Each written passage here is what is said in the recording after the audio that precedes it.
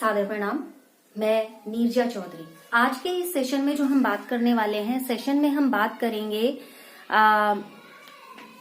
कुछ तो full form है, क्योंकि हम रिप्रोडक्टिव हेल्थ के बारे में पढ़ रहे थे। लास्ट सेशन में हमने रिप्रोडक्टिव हेल्थ को पढ़ा था, तो उस रिप्रोडक्टिव हेल्थ को ही आगे कंटिन्यू करना है। तो आज के जो सेशन में हम लेने वाले हैं वो ये 2-3 चीजें लेने वाले हैं। फर्स्ट ऑफ ऑल हम डिस्कस करेंगे जो ये फुल फॉर्म है, अक्सर जो क्वेश्चन पेपर में पूछी जाती हैं उनके बारे में पहले हम डिस्कस करेंगे।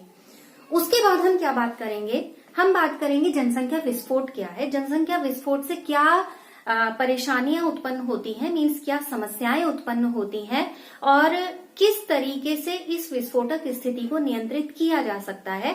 और इसके लिए कुछ अलग अलग तरीके से, जैसे हम अलग अलग तरीके से युक्तियों का इस्तेमाल करते हैं, जैसे शल्य चिकित्सा का प्रयोग करते हैं या अन्य प्राकृतिक विधियां हैं जिनका जनसंख्या नियंत्रण के लिए प्रयोग किया जाता है, तो उनको डिस्कस करेंगे।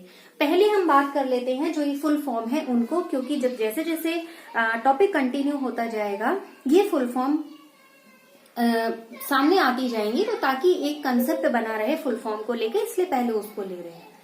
सबसे पहले हमने लिया है यहाँ WHO। WHO का मतलब है वर्ल्ड हेल्थ ऑर्गेनाइजेशन, ठीक है, विश्व स्वास्थ्य संगठन, जिसके बारे में हमने लास्ट सेशन में भी डिस्कस किया था। सेकेंड नंबर पर है STD मतलब सेक्सुअली ट्रांसमिटेड डिजीज, यानी कि यौन संचारित रोग। नेक्स्ट है AIDS, acquired immunodeficiency syndrome. CDRI central drug research institute, जो कि कहाँ है, लखनऊ में है। इस बात को ध्यान में रखिएगा, CDRI को। नेक्स्ट है IUD, intra uterine devices. Intra uterine devices Hindi में अंतः गर्भाशय युक्तियां हैं जो कि जनसंख्या नियंत्रण के लिए प्रयोग की जाती हैं। अभी आगे टॉपिक डिस्कस करेंगे। MTP medical termination of pregnancy, यानी कि चिकित्सीय सगर्भता समापन। और RTI रिप्रोडक्टिव ट्रैक्ट इन्फेक्शन, यानी कि जनन मार्ग संक्रमण जो होता है वो RTI। HIV human immunodeficiency virus. और IVF in vitro fertilization. ET embryo transfer. और ZIFT जाइगोट इंट्राफेलोपियन ट्रांसफर।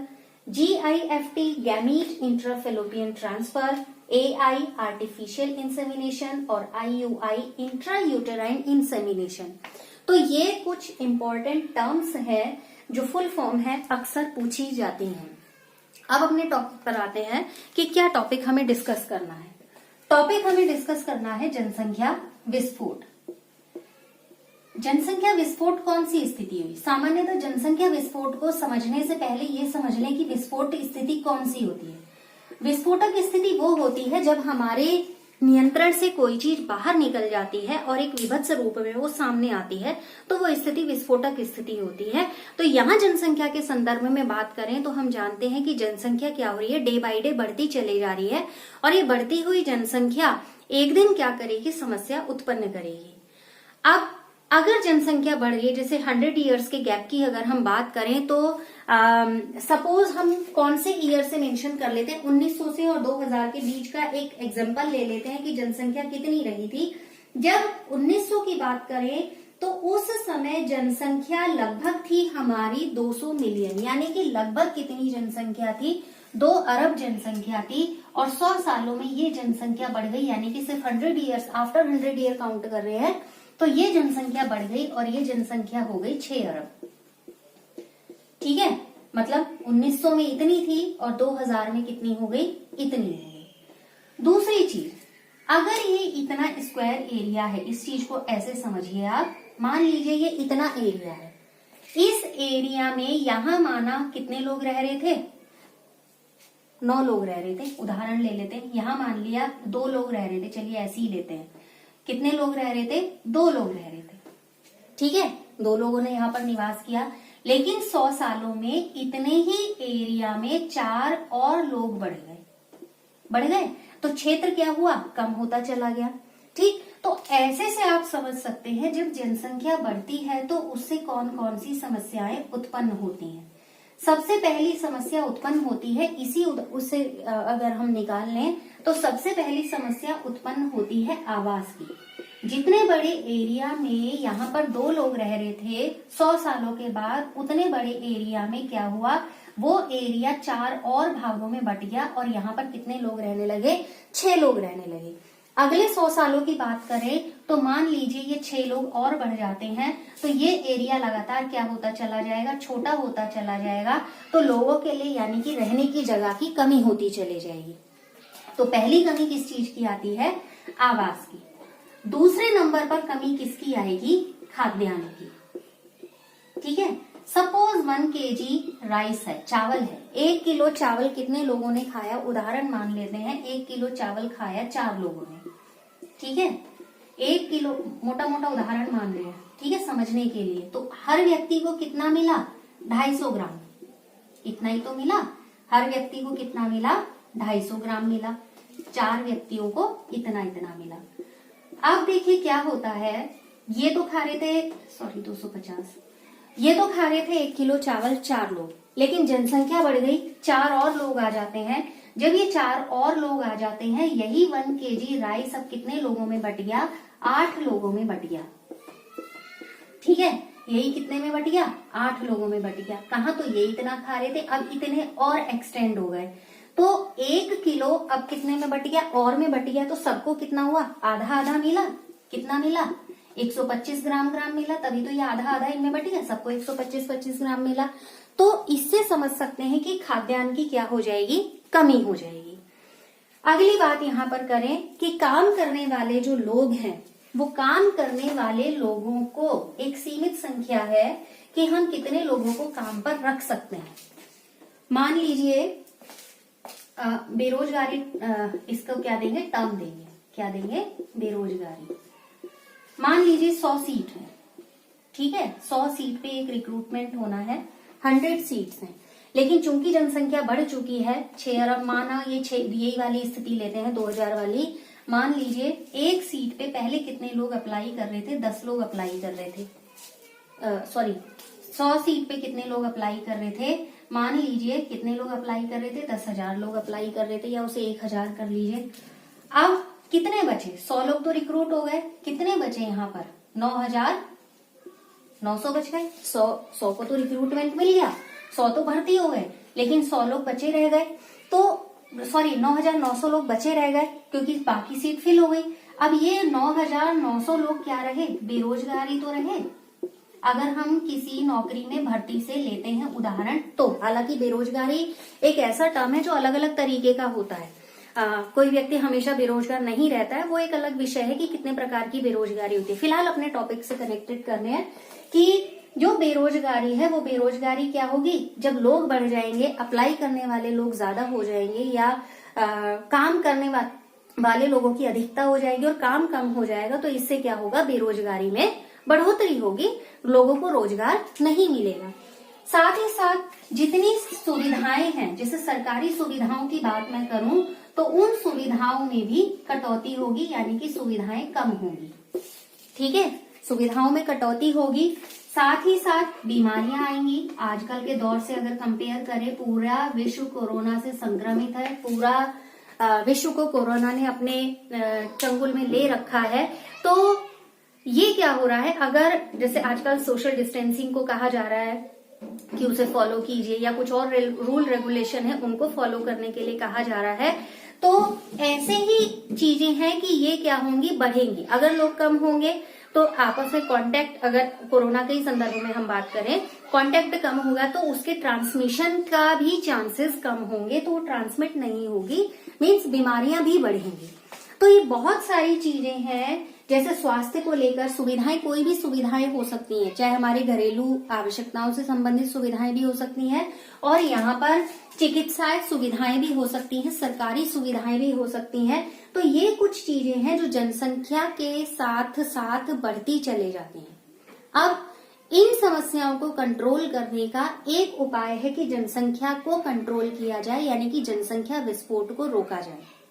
ठीक है, तो इस जनसंख्या विस्फोट को रोकने के लिए कई तरीके हैं। जैसे कुछ तरीके ये हैं कि जनसंख्या विस्फोट, माना जनसंख्या नियंत्रण करना है, तो सरकार बड़े स्लोगन चलाए थे। जैसे हमने पहले भी कहा कि परिवार नियोजन जब कार्यक्रम चले थे, तो भारत पहला देश था जिसने परिवार नियोजन कार्यक्रम की शुरुआत की थी पूरे विश्व में सबसे पहले। अब देखिए क्या होता है कि जनसंख्या को नियंत्रित करना है तो इसके लिए कुछ प्राकृतिक विधियां भी हैं। ठीक है, कौन कौन सी विधियां पहले बात करेंगे। कुछ है प्राकृतिक विधियां। प्राकृतिक विधियों का मतलब ये हुआ है कि जैसे जब मदर लैक्टेशन कराती है या लैक्टेशन होता है यानी कि दुग्ध स्रवण होता है या जब तक स्तनपान वो कराती है तब तक प्रेगनेंसी होने के चांसेस बहुत कम हो जाते हैं। तो ऐसी कुछ विधियां हैं। फिर वो जो ओव्यूलेशन पीरियड होता है, हमने पढ़ा है मेंस्ट्रुअल साइकिल को, तो ओव्यूलेशन पीरियड के हिसाब से भी क्या होता है, उसे नियंत्रित किया जा सकता है। अगली अगर हम बात करें प्राकृतिक विधियों के अंतर्गत कुछ ऐसे तरीके और हैं इससे संबंधित जिनसे कि कंट्रोल किया जा सकता है। जैसे कुछ बैरियर का इस्तेमाल अगर हम इसके अंतर्गत कह दें तो उसे हम प्राकृतिक में नहीं रखेंगे, उसको हम नया नाम दे देते हैं, हम उसको नाम दे देते हैं अवरोध। ठीक है, तो इससे किस चीज का इस्तेमाल है, अवरोध का मतलब ये हो गया कि जैसे कुछ पिल्स को ले लेना हो गया या निरोध का इस्तेमाल करना हो गया, वो इसके अंतर्गत आ गए। मेन हमें जो डिस्कस करना था वो हमें ये डिस्कस करना था कि आईयूडी क्या होता है। देखिए आईयूडी जो होता है, तीसरे नंबर पर जो हम बात करेंगे आईयूडी यानी कि intra uterine devices. Intra uterine devices जो होती हैं मेनली 3 तरीके की होती हैं। ठीक है, इंपॉर्टेंट है, इसको ध्यान में रखिएगा। एक तो होती है औषधि रहित, ठीक है, औषधि रहित आईयूडी। आईयूडी मतलब इंट्रा यूटेराइन डिवाइसेस। औषधि रहित का मतलब ये होता है कि इसमें किसी भी तरीके के कोई भी साधन का प्रयोग नहीं होगा, केवल एक लिप्पेस लूप होता है। उस लिप्पेस लूप को बनाकर अंडाणु या शुक्राणु के मिलने वाला जो स्थान होता है उस स्थान पर लिप्पेस लूप लगा दिया जाता है। तो यानी कि किसी भी तरीके की दवाई का इस्तेमाल इसके अंतर्गत नहीं होता। दूसरा होता है copper releasing IUD. Copper releasing IUD जो होती है, तांबा करके लिखा होता है, मैं कॉपर लिख दे रही हूँ, कॉपर स्रावित आईयूडी। रिलीजिंग बोल रही हूँ, हिंदी में लिख रही हूँ तो हिंदी में ही लिख दे रही हूँ।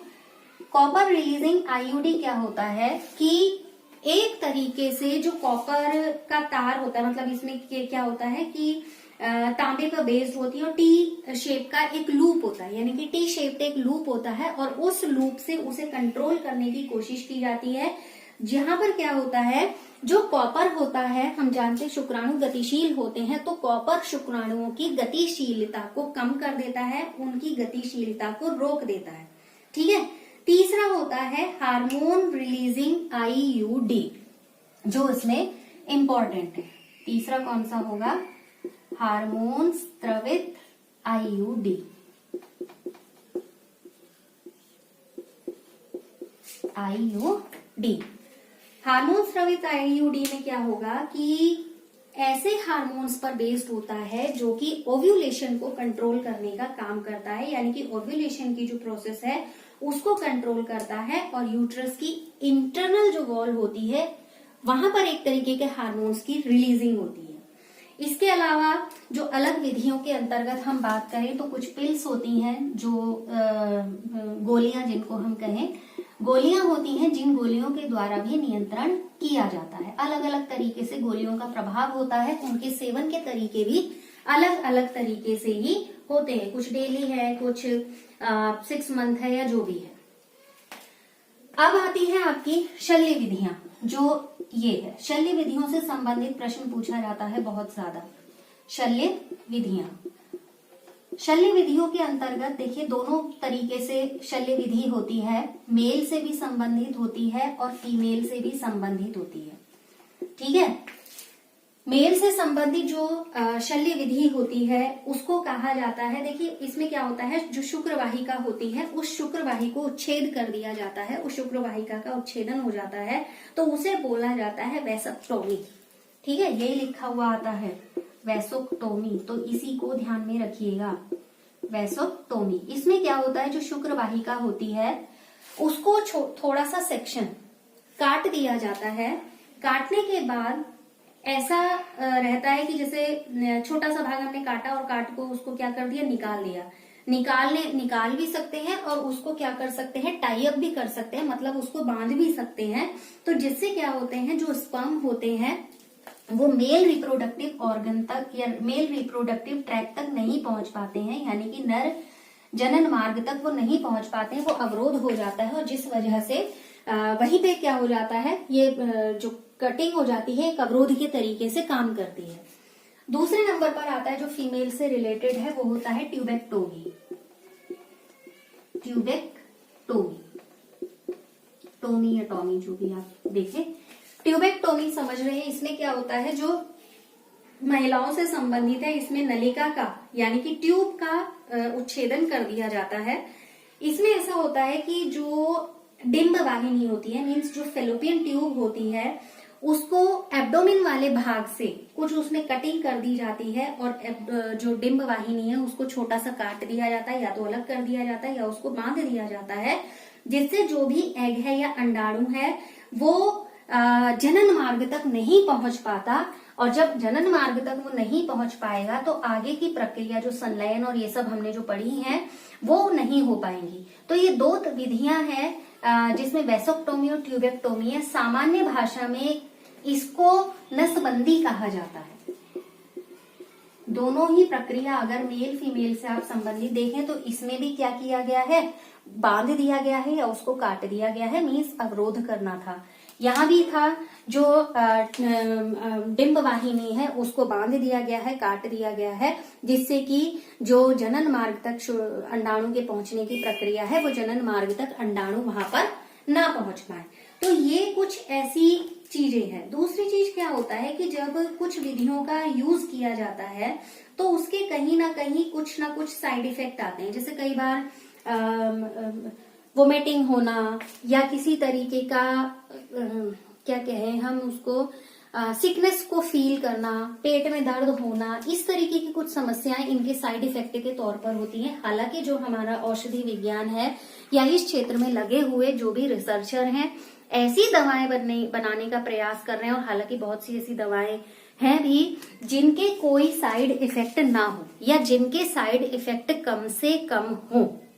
ठीक है, तो ये जो 2-3 टॉपिक थे इम्पोर्टेंट थे आज के सेक्शन से रिलेटेड। इसी में कुछ टॉपिक और हैं, जैसे वो एमटीपी है उसको डिस्कस कर लेते हैं, क्योंकि इम्पोर्टेंट टॉपिक है। एमटीपी हमने यहाँ पर लिखा भी है, ये मेडिकल टर्मिनेशन ऑफ प्रेगनेंसी। देखिए, हालांकि जो लास्ट सेशन में हमने जब डिस्कस किया था तो हमने कहा था कि जो प्रेगनेंसी टर्मिनेशन है वो क्या है, सजा है। उसके लिए सरकार ने कानून बना रखा है, और यहाँ पर कुछ ऐसी कंडीशन है जिसमें एमटीपी परमिटेड है। मींस परमिशन के बाद यहाँ पर जो डिस्ट्रॉय है फीटस, उसको डिस्ट्रॉय कराया जा सकता है, यानी कि अबॉर्शन कराया जा सकता है। लेकिन वो स्थिति क्या होगी, पहली स्थिति तो ये होगी कि कोई भी ऐसा मामला जहां पर कि रेप केस रहा हो या बलात्कार हुआ हो, उसके बाद किसी तरीके से जो फर्टिलाइजेशन है वो स्टार्ट हो गया, यानी कि भ्रूण बनना शुरू हो गया है, तो उस केस में परमिशन लेके उसको टर्मिनेट किया जा सकता है। दूसरा, इसके अंदर कारण ऐसे हैं जिसमें क्या होता है, अनसेफ यूज करना।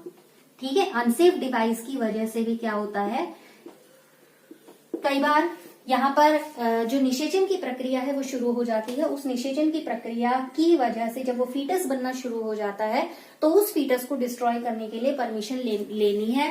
साथ ही साथ कुछ ऐसा भी होता है जब आपस में सहमति होती है और कुछ ऐसे कॉजेज हों कि या तो एम्ब्रियो पूरे तरीके से डेवलप ना हो पा रहा हो, या वो किसी तरीके से ऐसे रोग से ग्रस्त हो जो कि बर्थ के बाद सर्वाइव नहीं कर पाएगा। तो ऐसे कुछ स्पेशल केसेस हैं जिसमें सरकार वैधानिक तरीके से यहाँ पर टर्मिनेशन की परमिशन देती है।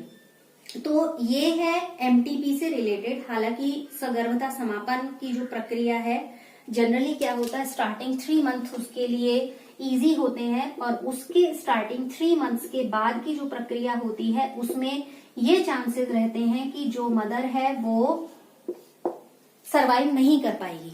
तो ये कुछ आज के टॉपिक, इससे रिलेटेड इंपॉर्टेंट कुछ क्वेश्चंस पूछे जाते हैं। ये आईयूडी से संबंधित हो गया आपका, और बाकी फुल फॉर्म हो गई, और ये एमटीपी से संबंधित हो गया।